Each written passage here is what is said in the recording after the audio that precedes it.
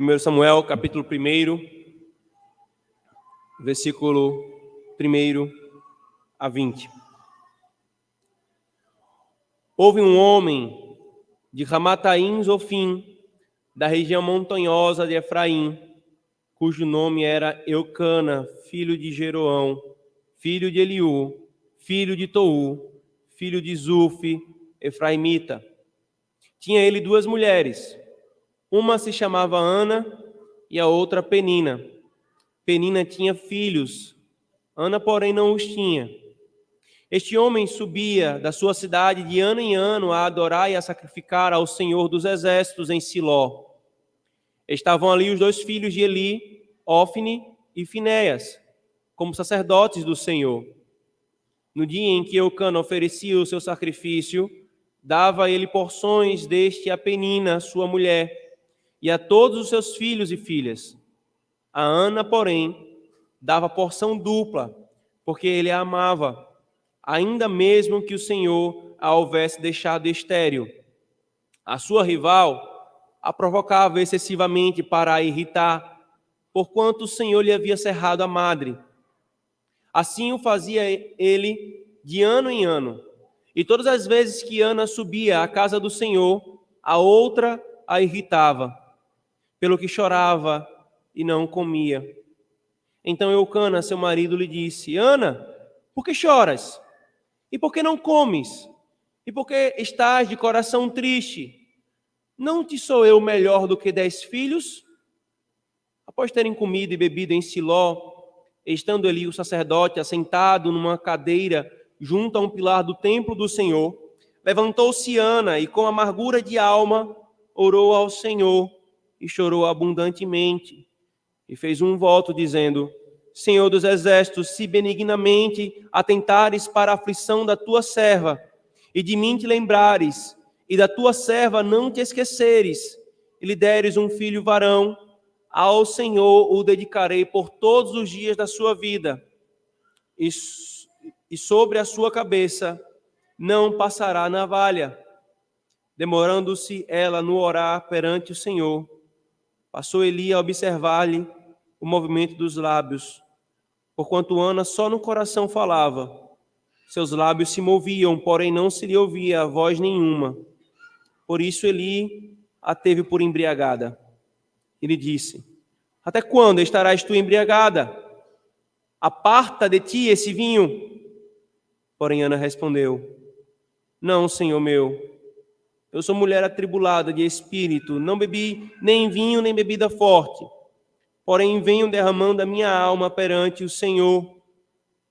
Não tenhas, pois, a tua serva por filha de Belial, porque pelo excesso da minha ansiedade e da minha aflição é que tenho falado até agora. Então lhe respondeu Eli: Vai-te em paz, e o Deus de Israel te conceda a petição que lhe fizeste.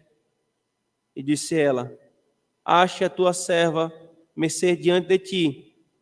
Assim a mulher se foi seu caminho e comeu, e o seu semblante já não era triste. Levantaram-se de madrugada e adoraram perante o Senhor, e voltaram, e chegaram à sua casa, a Ramá. Eucana coabitou com Ana, sua mulher, e lembrando-se dela o Senhor, ela concebeu, e passado o devido tempo teve um filho, a quem chamou Samuel, pois dizia: do Senhor o pedi. Amém. Oremos, irmãos, ao Senhor mais uma vez. Senhor Deus, nós te louvamos, Senhor, pela tua palavra, que é luz que ilumina os nossos passos, que é o pão, Senhor, que sacia a nossa alma. Nós te louvamos, Senhor, porque por ela nós te conhecemos e conhecemos a nós mesmos, Senhor. Agora nos abençoa mais uma vez, como o Senhor nos abençoou pela manhã, nos ensinando a, Senhor. Ensina-nos agora mais uma vez. Nós oramos em nome de Jesus. Amém.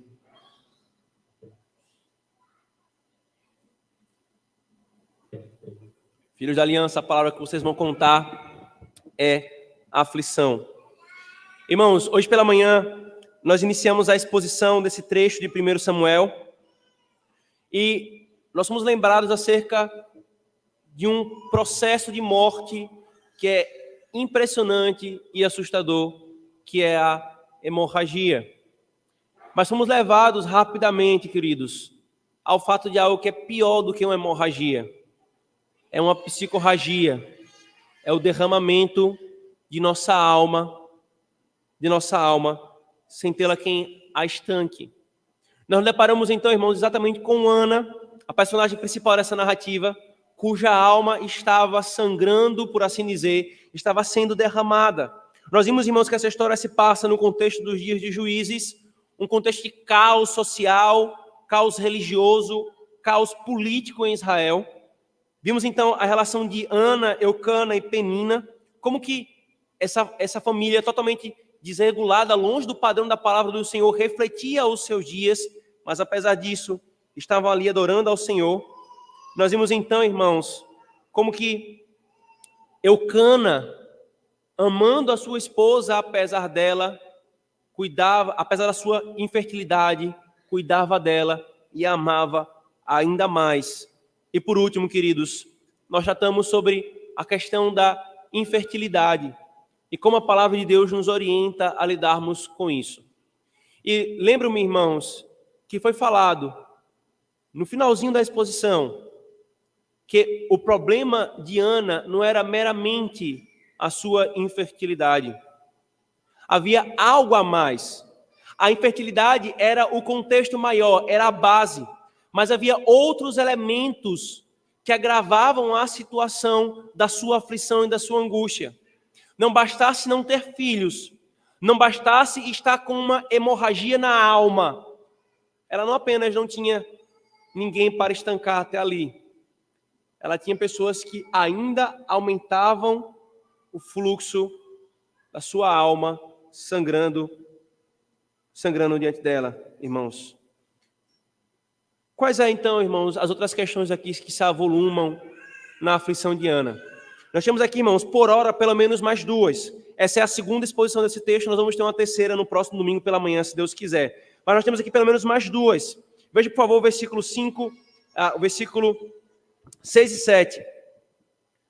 A sua rival a provocava excessivamente para a irritar, porquanto o Senhor lhe havia cerrado a madre. E assim o fazia ele de ano em ano, e todas as vezes que Ana subia à casa do Senhor, a outra a irritava, pelo que chorava e não comia. Irmãos, há um outro elemento aqui que agrava mais a situação da aflição de Ana. Ana, irmãos, ela não apenas lidava com a esterilidade, por ser infértil, mas ela tinha ao seu lado a sua rival, a outra esposa do seu marido, lembrando que esse é um contexto reprovável ao Senhor, mas assim estavam eles nessa condição, e o texto diz que essa mulher tinha, em outras palavras, prazer em irritar a Ana. Mas não era uma irritação boba não, irmãos. Não era uma provocaçãozinha boba não. O texto diz que ela fazia excessivamente, ela provocava Ana para irritar.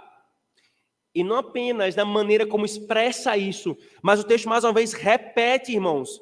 E novamente, quando a Escritura Sagrada em uma narrativa repete enfaticamente uma informação, é porque ela quer que nós demos atenção àquilo. Versículo 7 repete a mesma coisa. Quando eles subiam para a adoração, a outra a irritava. Penina, irmãos, tinha prazer em provocar e em irritar Ana. Ela tinha prazer, irmãos, em provocá-la em sua angústia. E a perversidade, irmãos, agrava tanto essa situação, tanto mais, porque ela fazia isso, inclusive, no contexto de adoração, no contexto de culto. Quando eles subiam para sacrificar, e eles estavam ali prestes a comer os sacrifícios, ela ia lá e provocava a Ana. Quanta perversidade, irmãos. Talvez, como um certo pregador, aludindo, falou, Penina poderia provocar a Ana. Por que você está vindo adorar ao teu Deus? se ele não te deu filhos? Ou então, eu dei filhos a Eucana, você não deu nenhum. Ele te ama, ele bota essas comidas a mais para você, é só para te enganar. Eu sou mais amada porque eu dei filhos. Ou então, quem sabe até próprios filhos de Penina, provocando ela, às vezes até com perguntas ingênuas: mamãe, por que Ana não tem filho? Todo tipo de provocação, irmãos, imaginável, essa mulher fazia, excessivamente, querido, excessivamente. O texto deixa claro essa provocação. E aí vem um alerta, irmãos, a nós. Cuidado, querido. Se você tem prazer em irritar alguém, você pode ser como Penina, provocando alguém em sua angústia. Você pode estar agravando a aflição de uma pessoa. Lembro-me, irmãos, no seminário. Seminário é um momento muito interessante na formação de um ministro. Não que necessariamente eu concorde com essa estrutura, mas a despeito dela, o Senhor usa muitas coisas ali. E lembro-me que no seminário era comum, pasmem, talvez a igreja fique surpresa com isso, mas os calouros serem trollados pelos veteranos, tal qual uma universidade ímpia. Pasmem. E lembro-me, eu tive a bênção, e foi uma grande bênção, ir para o seminário casado, e eu não ficava no dormitório, no campus, eu ficava no prédio dos casados. Lá esperava-se uma sobriedade maior e todo mundo se respeitava porque eram famílias, eram filhos, eram maridos, eram mulheres, esposas. Mas no dormitório não importava quem fosse casado, quem fosse solteiro. Algumas perversidades aconteciam. E lembro que algumas vezes os veteranos provocavam de tal forma os calouros de forma vexatória. E eu, como alguém de fora, me condoía e me levantava em defesa desses irmãos. Demorou muito para ser taxado por alguns veteranos de soberbo e arrogante, porque queria chegar e sentar na janela como um calouro.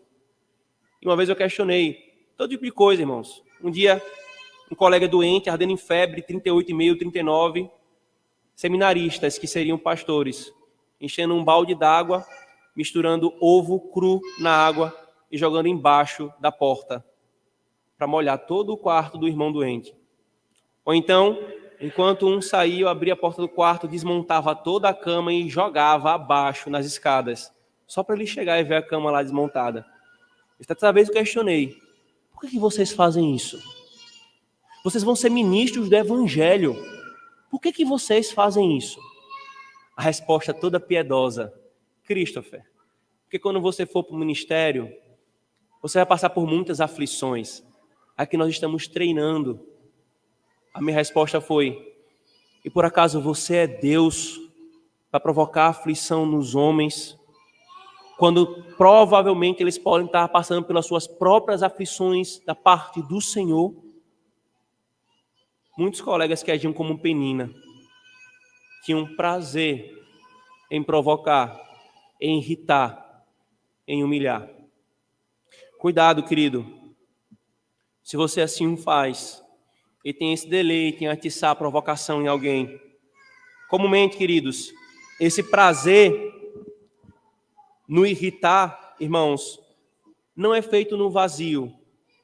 Esse prazer, irmãos, é fruto de inveja, como no caso de Penina, com inveja de Ana por ser amada, algum tipo de rancor, alguma soberba, algum desamor que simplesmente tem prazer em ver a aflição do outro.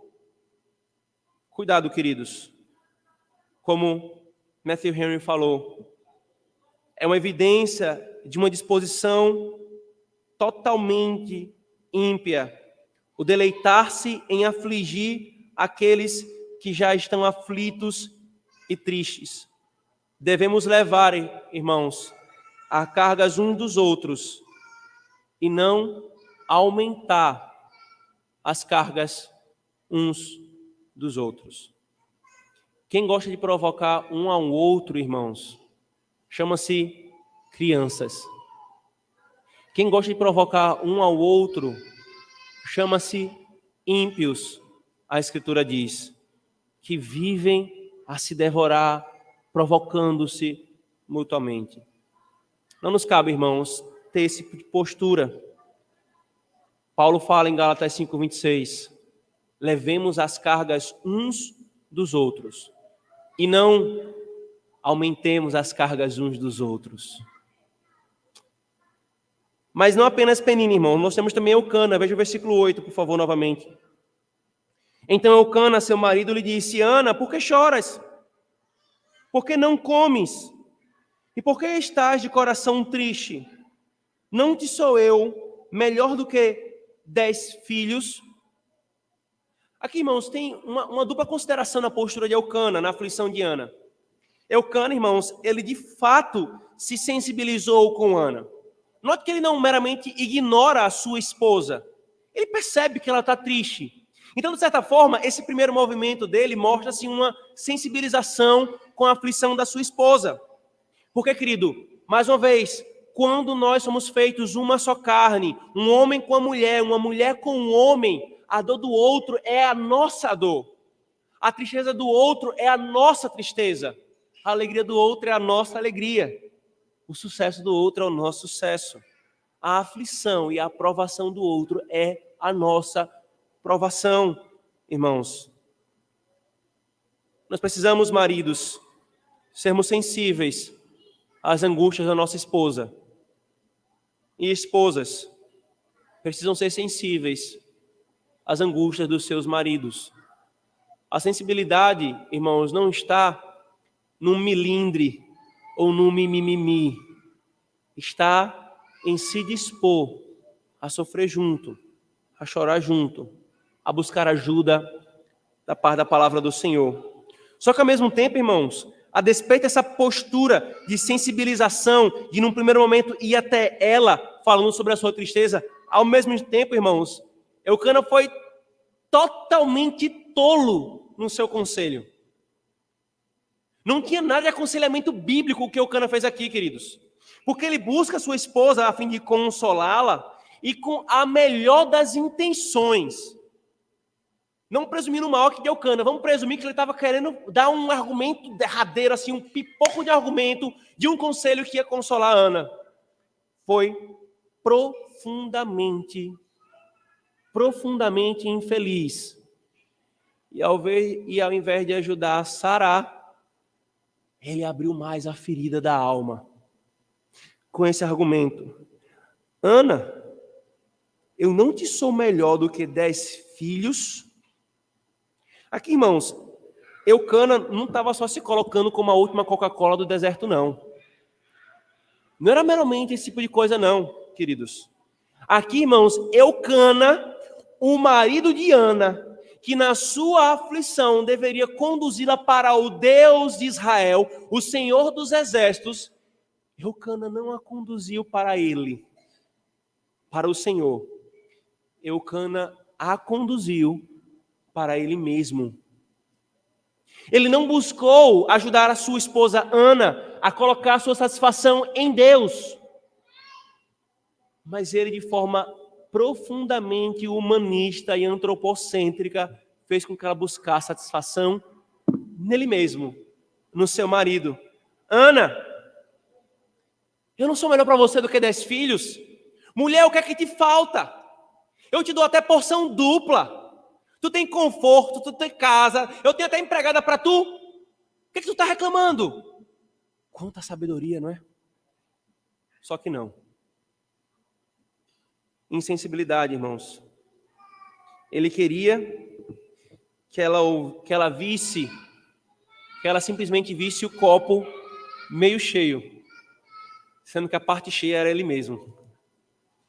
Queridos, cuidado, irmãos, com conselhos não sábios. Todos nós estamos suscetíveis a não darmos conselhos sábios e precisamos estar atentos a isso. Cuidado, irmãos. Algumas semanas vi numa rede social um vídeo, uma brincadeira, obviamente, mas que ilustra bem isso aqui. A esposa fazendo um vídeo falando assim: como meu esposo me aconselha. Ela chega para o marido e conta 10 minutos da sua ansiedade, da sua aflição, da sua angústia. Marido, eu estou ansiosa. O marido levanta a cabeça e fala assim: é só você não ficar ansiosa. ela vira e fala: como é que eu não pensei nisso? E sai. Irmãos, é bem isso que Eucana está fazendo. As angústias de uma alma, queridos, é muito mais do que simplesmente dizer: faça isso. É lógico que quem está triste sabe que eu preciso ficar alegre. Mas a questão não é essa. A alma tem seus contornos e suas complexidades, irmãos, que precisa da sabedoria da palavra de Deus, da paciência, da investigação, do cuidado para chegar lá de forma apropriada. Um conselho desse cuidado, irmãos, pode abrir mais, queridos, uma ferida do que ajudá-la a sará-la. A falta de dimensão da luta, irmãos, com respostas simplistas e prontas, podem gerar ainda mais dor e pesar ainda mais a angústia, queridos. Conselhos, irmãos, que são centrados nos homens, não trarão consolo. Porque foi o que Eucana estava fazendo aqui. Ana estava olhando para a sua aflição, para baixo. Eucana fez com que a sua esposa Ana continuasse olhando para baixo, para os homens, para aquilo que ela tem ou deixa de ter. Mas ela não olhou, ela não foi levantada a cabeça pelo seu marido para olhar para além, para olhar para o Senhor. O aconselhamento bíblico, queridos, o aconselhamento que vem da palavra de Deus, não faz meramente as pessoas olharem um copo mais cheio. Porque, meu querido, o copo pode estar todo vazio.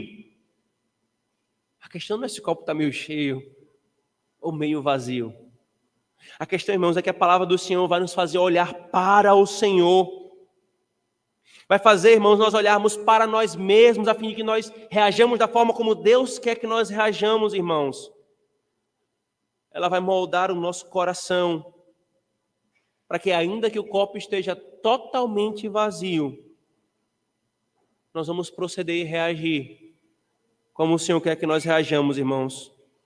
O aconselhamento que vem da palavra do Senhor, irmãos, nos faz olhar para além, nos faz olhar para a fonte da palavra do Senhor, do nosso Cristo, que nos capacita, irmãos, a lidar com todas as angústias. Quando nós formos nos aconselhar mutuamente, irmãos, que sejamos cuidadosos em entender o que ocorre na alma do outro, interpretando à luz da palavra de Deus, à luz da palavra de Deus, e dando conselhos certos, na proporção certa, no tom certo, para o consolo de uma alma aflita. Eis a aflição de Ana, irmãos. Ainda vai agravar um pouco mais, mas nós não vamos ver esse agravamento hoje. Mas aqui já há, irmãos, um turbilhão de coisas na aflição dela. A sua alma só está sangrando cada vez mais. E em vez de Penina, mesmo que nesse contexto desastroso, mas pudesse ser uma amiga a ela, ao invés de ajudá-la a consolar, pisava mais. O seu marido, o seu cabeça, ao invés de ajudá-la, pisava mais. Essa é a aflição de Ana, irmãos. Esterilidade, provocações da rival, maus conselhos pelo seu marido. Aí o que é que o texto diz sobre como Ana estava, irmãos? Versículos 6 e 7. Ana era alvo de irritação. Versículo 8. Ana tinha um coração triste. Versículo 10. Ela era uma mulher amargurada de alma, o texto diz. Versículo 7 e 10. Ela chorava e chorava e chorava. Versículo 15. Ela era uma mulher de espírito atribulado. Versículo 16. Era uma mulher com excesso de ansiedade. Versículo 11 e 16. Era uma mulher com excesso de aflição.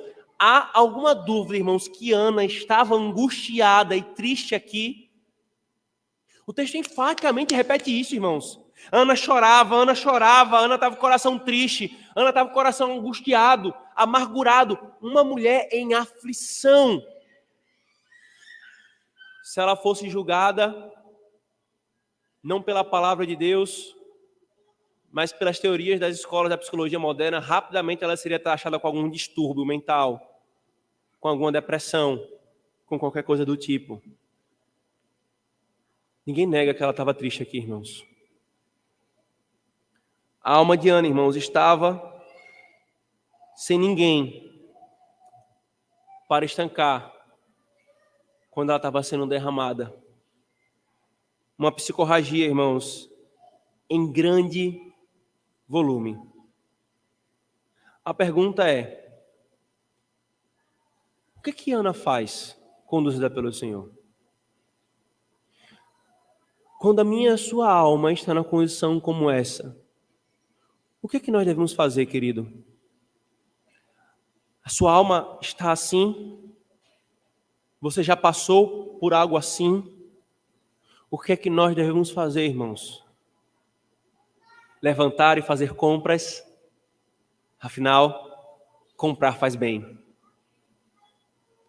Encher a boca de chocolate? Fazer uma viagem? O que nós devemos fazer? Não é nenhuma dessas coisas, irmãos, que a palavra de Deus nos diz, muito menos empurrar o nosso cérebro, no nosso cérebro, químicos que vão só nos enganar, substâncias químicas que vão só tapear a questão. Qual é a trilha que Ana e todo o povo de Deus tem de trilhar, irmãos, no meio de uma angústia, de uma tristeza como essa? Há alguma dúvida de que Ana estava profundamente triste e angustiada? Não. O que ela faz? O texto nos diz que ela faz 3 coisas, irmãos. Adora, ora e vota. Faz um voto. 3 coisas, irmãos, nós veremos 2 essa noite. A primeira, irmãos, é a adoração. A adoração, querido, ela está expressa em todo o capítulo. Ela perpassa todo o capítulo. E tem que ser destacado aqui, irmãos. Se nós percebermos, irmãos, todo esse moído especial aqui do capítulo, ele ocorre no contexto de adoração. Num contexto de culto, querido. Num contexto de culto. Você notou isso? A tristeza de Ana, irmãos, quando o texto fala assim, versículo 7, por favor. Quando o texto fala que ela chorava e não comia, como eu destaquei pela manhã, não era somente, embora também houvesse aquela tristeza tal que nos deixa indispostos de levantar da cama, até de comer, que muda o nosso paladar e tudo vai perdendo a sua beleza. Não era meramente isso não, irmãos. Envolvia esse contexto da adoração. E então, após a palavra do seu esposo, ela come e bebe. Ela adora. Queridos, a pior coisa que você pode fazer quando estiver lutando com a tristeza, com a angústia e com a aflição é se ausentar do culto público. A pior coisa que você pode fazer quando estiver lutando com a tristeza, com a angústia ou com a aflição é se ausentar do culto público. Meus irmãos, é aqui, pelos meios de graça dispensados a nós, é aqui que de forma única Deus trata o nosso coração. É aqui, irmãos, que os salmos são cantados e o nosso coração é encharcado da palavra de Cristo. É aqui que, mesmo que sangrando em nossa alma, nós encontramos com os nossos irmãos e nós podemos compartilhar os fardos. É no culto público que o Senhor vem até o seu povo pela pregação, consolando, repreendendo, encorajando. A pior coisa que você pode fazer no meio da sua aflição e angústia e tristeza é se ausentar do culto. Porque não há nenhum outro elemento fora daqui pelo qual o seu trabalho, como o seu trabalho no culto, queridos. Alguns podem pensar assim: eu vou adorar, eu só vou lá adorar quando o problema estiver resolvido, quando meu coração estiver melhor. Eis Ana, irmãos, seu problema está resolvido? Ela está com filho, irmãos, até aqui? Não. Penina morreu? Penina mudou de ideia, de postura? Não. O seu marido se tornou um Jay Adams? Um conselheiro bíblico maduro? Não. A aflição continua lá. Mas onde que Ana está? Na adoração. No culto. Porque é lá que o Senhor trabalha de forma especial no coração do seu povo. Irmãos, é ali. É aqui. Tome, por exemplo, o Salmo 73, irmãos. Tome, por exemplo, o Salmo 73. Asaf lutando com a sua inveja e o seu descontentamento por causa dos ímpios. Ele olha para os ímpios e fala, por que os ímpios prosperam?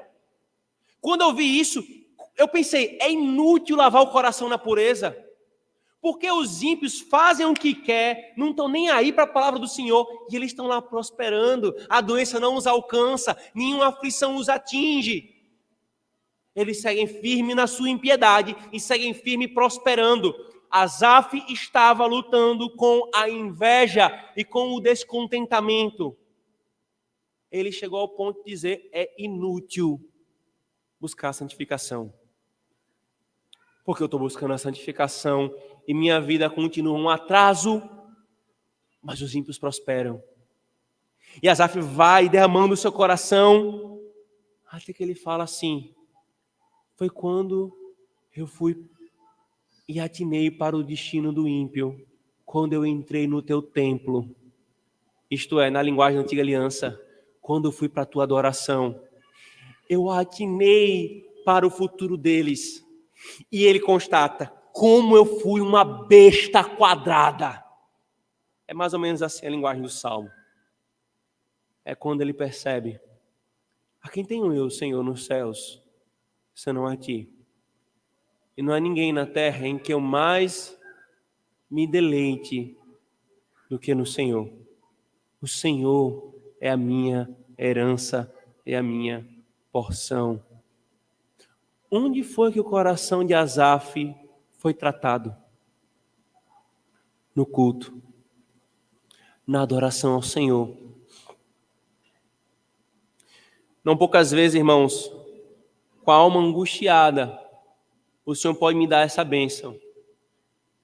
No culto, adorando ao lado de vocês. Não poucas vezes, irmãos, vocês vieram até mim compartilhando a alegria e o Senhor ter lhes consolado no culto. Essa experiência do povo de Deus é comum assim, irmãos, porque é assim que Deus faz. Dispensando os meios de graça, da oração, a pregação, os sacramentos, o canto dos salmos em comunidade, em congregação. É por isso, irmãos, que Matthew Henry ele falou, nossa tristeza, por qualquer razão, é pecaminosa quando nos afasta de nosso dever em relação a Deus e traz amargura para qualquer consolo que Ele possa nos dar. Quando nos torna ingratos em relação às misericórdias desfrutadas já até aqui, e recursos em relação à bondade de Deus por nós, com relação às suas futuras misericórdias, quando lança desânimo sobre nossa alegria em Cristo e nos impede de cumprir as nossas obrigações e desfrutar do consolo que o Espírito Santo nos oferece. Ela é pecaminosa. Essa, inclusive, é uma marca da tristeza pecaminosa, em contraste com a tristeza piedosa. Ela me impede de obedecer a Deus. Ela me impede de adorar o Senhor. Então, querido, você está com a alma atribulada e angustiada? A primeira coisa que o Senhor nos lembra para lidar com isso, irmãos, é adorá-lo. É vir para o seu culto e para a sua adoração. É aqui que Deus nos consola. E quantos consolos talvez você não perdeu quando você perdeu o culto? Quantas provisões para a sua alma o Senhor já providenciou e você deixou de receber porque você quis se enrolar mais um pouquinho no seu lençol, porque você acha exagero adorar o Senhor no seu santo dia? Uau, que exagero! Que absurdo adorá-lo 2 vezes no seu santo dia. Tudo bem, se é assim que você pensa, quanto consolo você vai perder da parte do Senhor? Mas a segunda coisa, irmãos, por hora que nós vamos ver hoje, tem a ver com a oração. Se você leu com atenção o texto, você notou que o texto fala cerca de 9 vezes sobre a oração. 9 vezes. Após apresentar toda a angústia de Ana, o texto fala 9 vezes sobre a oração, irmãos. E a primeira constatação que nós temos de fazer é isso aqui, irmãos. Essa tristeza não levou ao desespero. Essa tristeza não levou essa alma a sucumbir na angústia. Ela levou a cair de joelhos. Porque esse é o papel, irmãos, das aflições e em especial da tristeza. É nos levar a cair de joelhos em oração. Eu já falei isso outras vezes, irmãos. Eu vou falar de novo e vou repetir tantas vezes quanto for necessário, enquanto o Senhor me der fôlego. Na Escritura Sagrada, não há uma só angústia, uma só luta, uma só aflição que a Escritura não nos conduza primariamente para a oração. Possa haver outros meios, outros elementos além desse, mas em todas as angústias que há na alma do homem, a arma que está lá, top 1, qual é? Oração. Curiosamente, é a que a gente menos busca, irmãos. Nós achamos mais poderoso meios carnais, superficiais, frívolos e enganosos quanto à natureza do problema do que essa arma simples que o Senhor nos deu. A oração, irmãos. Mais um caso na Escritura Sagrada de um irmão, uma irmã, minha e sua, que estava angustiada, triste, ansiosa, aflita, excessivamente aflita, não comia, não bebia. O que ela buscou? Oração. Esse é o padrão das Escrituras, irmãos. Ana, querido, ela se aproxima de Deus na oração, e veja como que ela chama ele, por favor. Veja o versículo 11. Ela se aproxima do Senhor dizendo: Senhor dos exércitos, se benignamente atentares para a aflição da tua serva. Irmãos, ela se refere ao Senhor como o Senhor dos exércitos. Como eu falei pela manhã, esse capítulo é a primeira vez em que essa expressão Senhor dos exércitos aparece se referindo ao Deus de Israel. E o que ela significa? A palavra Senhor aqui, irmãos, é Yahvé, é o nome pactual do Senhor, é o Senhor dos exércitos. Que exércitos? Essa expressão aqui, irmãos, alude ao fato que Deus é o Senhor dos exércitos no tocante à criação. Ele é o Senhor dos exércitos, dos astros e das estrelas, da areia, da terra, do mar, dos anjos, dos exércitos da humanidade. Ele é o Senhor de tudo. E tinha um significado especial no meio do povo de Israel, no que diz respeito a ser um povo pequeno diante de nações tão maiores e mais poderosas do que ela, que as ameaçava. É um nome grandioso, irmãos. E note o senso de Ana. Ela sabia que aquele que é o Senhor dos exércitos estava disposto a ouvi-la. Aquele que se assenta num alto e sublime trono, que é o Senhor dos exércitos, que é adorado diuturnamente pelos querubins e serafins. Ele estava disposto a ouvi-la.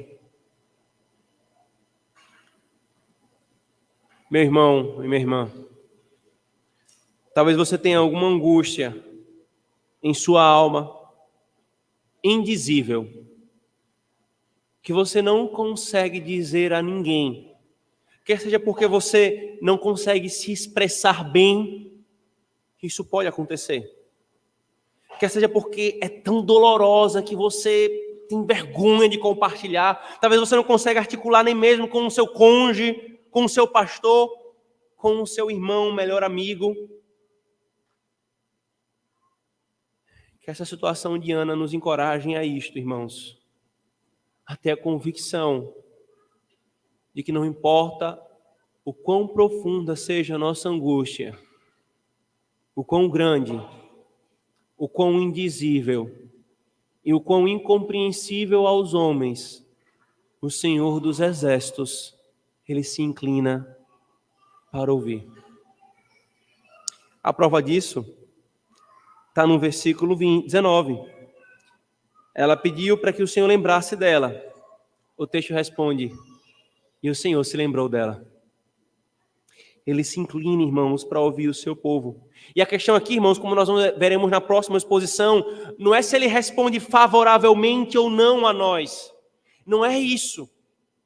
A questão é o mero e o simples ato de derramar a nossa alma diante dele. Porque é assim que a oração é chamada aqui, querido. Veja, por favor, quando ela é questionada por Eli, versículo 15, ela diz, porém eu venho derramando a minha alma perante o Senhor. A questão aqui, queridos, é o processo. Ela falou anteriormente, por que tu está aí orando muito, mulher? Por que tu está aí falando tanto? Tu está embriagada? Ela fala, não, meu Senhor. Pelo excesso da minha aflição é que eu oro muito. Sabe o que o Senhor está dizendo, querido? É que tanto maior for a minha e a sua aflição, tanto maior for a minha e a sua angústia, ansiedade, o que for, maior tem que ser a nossa dedicação à oração. Muitas vezes nós lidamos com oração como se nós estivéssemos lidando com um pedido em um aplicativo de delivery. Já fiz, estou esperando. Mas a oração não é isso, querido. A oração é o processo em que a nossa alma é derramada diante do Senhor. É por isso que quando se costuma falar, pastor, mas eu já orei. Amado, oremos mais um pouquinho. E de novo, e de novo, e de novo, irmãos. O interessante é que enquanto Ana orava, ela chorava. A sua oração, irmãos, ela foi regada com muitas lágrimas. Não era uma oração seca. E os seus olhos estavam vermelhos, não era de vinho e de bebida forte, era de choro. Porque se há uma combinação própria, irmãos, para uma alma aflita, é a oração que pode ser feita no coração, mas que se esparrama pelos olhos. Tanta angústia que está numa alma, que enquanto se ora e se derrama a alma, se derrama lágrimas. A oração, irmãos, segundo esse texto, é o derramar da alma perante o Senhor. O que é oração? Esse texto nos ensina. É derramar a alma diante do Senhor. E aqui, queridos, está a paradoxal cura para a psicorragia. Quando você tem uma hemorragia, a cura para ela é você estancar o seu sangue. É você parar com que ele seja derramado. Quando a sua alma está angustiada e sendo derramada de angústia, sabe qual é a cura para ela? Derrame-a mais. Só que agora não ao léu. Derrame-a àquele que pode recolher a tua alma. Cada gota derramada é recolhida por ele. Essa é a paradoxal cura para uma alma que está sendo derramada em angústia. É derramar um pouco mais essa alma perante o Senhor. Ana, irmãos, Ana orou depois de oferecer sacrifícios pacíficos. O texto diz no versículo 9. E os sacrifícios pacíficos, irmãos, eram um tipo de Cristo e da sua mediação. Porque Cristo, irmãos, foi o nosso sacrifício pacífico. Nós podemos ter certeza que chegaremos ao trono da graça, derramando a nossa alma, e nós seremos aceitos. Se você ainda não exercitou essa fé de derramar a sua alma enquanto ela está sangrando, eu lhe convido, na autoridade da palavra de Deus, a fazê-lo. Faça. Derrame um pouco mais, e derrame àquele que pode recolher. Não há cura melhor, querido. Não há. Note o padrão. Davi, quando estava triste, eu já falei para os irmãos da quantidade de salmos de lamento que há na Escritura Sagrada. 1/3 do saltério é de salmos de lamento, de tristeza. Quando Davi estava angustiado e triste, ele orava. Aí nós temos os salmos.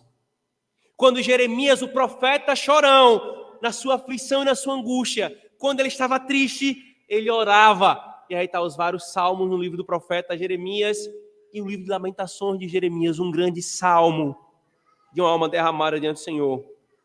Mas mais do que eles, queridos, quando Cristo estava triste, como Mateus 26 nos diz, e Lucas 22 nos diz, o que é que Cristo fazia? Orava. Você ainda tem alguma objeção ou alguma dúvida de que esse meio é o meio que o Senhor nos entregou? Alguém ousa ainda levantar um suspiro, um pio contra esse padrão que a Escritura Sagrada nos dá? A oração como uma ferramenta, irmãos, para curar a nossa alma aflita. Derrame a sua alma perante o Senhor. E você vai ver que você não derrama em terra seca.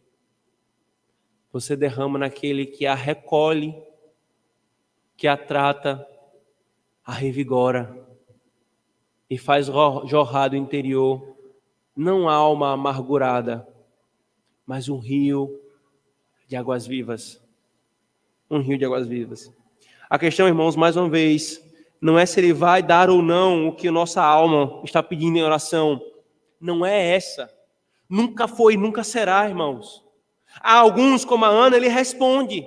Há outros não. E o que mais nos chama a atenção é esse padrão da providência do Senhor. Você pega, por exemplo, Hebreus capítulo 11. Que coisa impressionante tem ali, irmãos. Quando o autor dos Hebreus está falando sobre a perseverança na fé, ele diz assim, pela fé, muitos foram livrados da espada, tiveram a boca de leões fechada, foram salvos da morte. Pela fé, eles foram livrados. Aí logo em seguida ele fala, pela fé, muitos foram cerrados ao meio. Muitos foram devorados por feras. Muitos foram mortos. Pela fé. A questão não é o resultado. Se eu sou cerrado ao meio ou se eu sou livrado da espada. A questão é, o coração recebeu a tratativa do Senhor.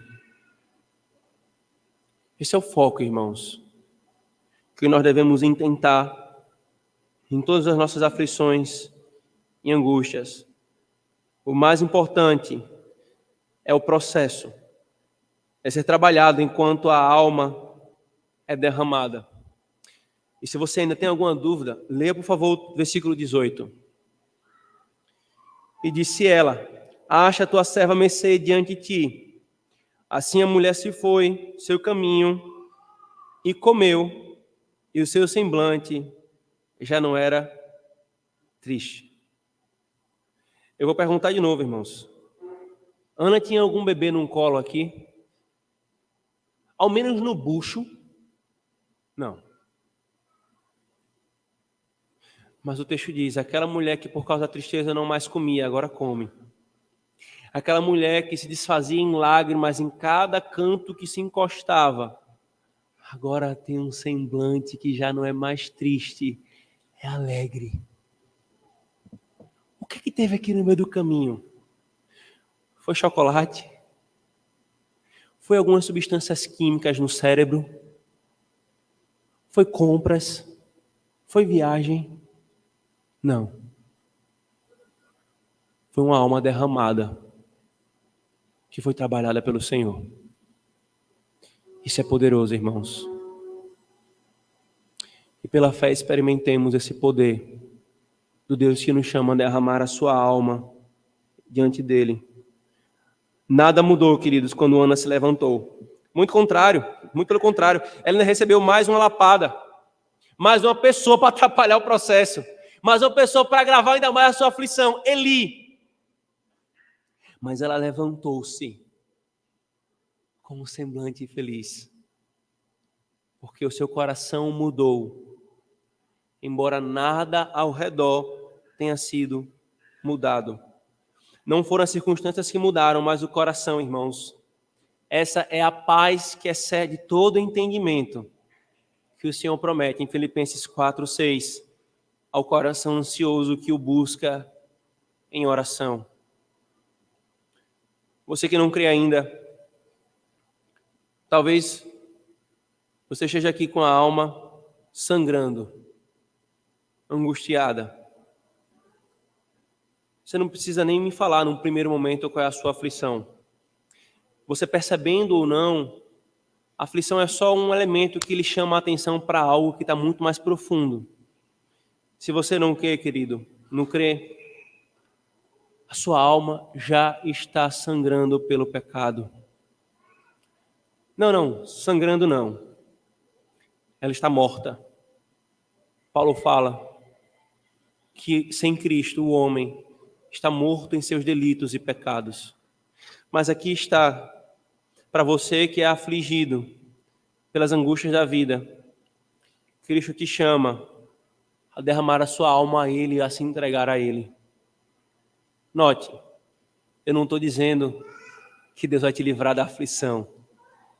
Eu não estou te prometendo, como alguns pregadores ousadamente o fazem, impiamente o fazem, prometendo vitórias que o Senhor não prometeu. O que eu estou prometendo, porque Cristo prometeu, é entregue a sua alma a Ele e você vai encontrar o verdadeiro consolo, a despeito de qualquer coisa. Isso eu posso falar. Derrame a sua alma e você vai perceber que ela não é derramada ao nada. Entregue-se a Ele e você vai ver que a aflição cumpriu o seu papel em te conduzir até Ele.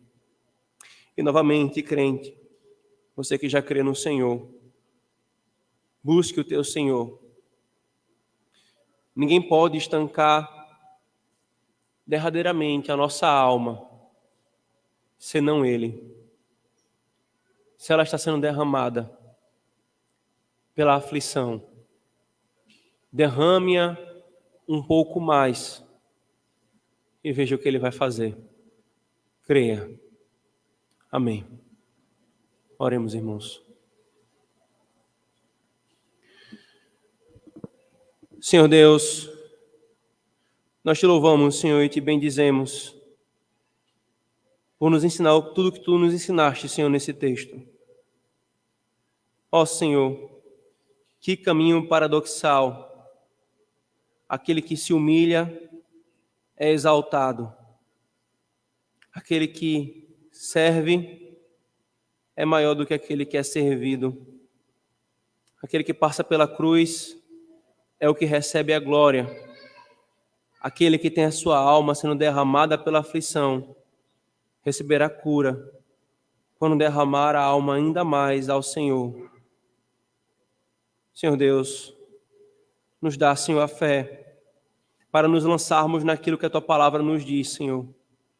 Livra-nos de incredulidade, e nos faz experimentar o teu poder, Senhor, pelas armas com as quais o Senhor nos deu. Que o Senhor nos abençoe, Senhor, e fortaleça o nosso coração aflito.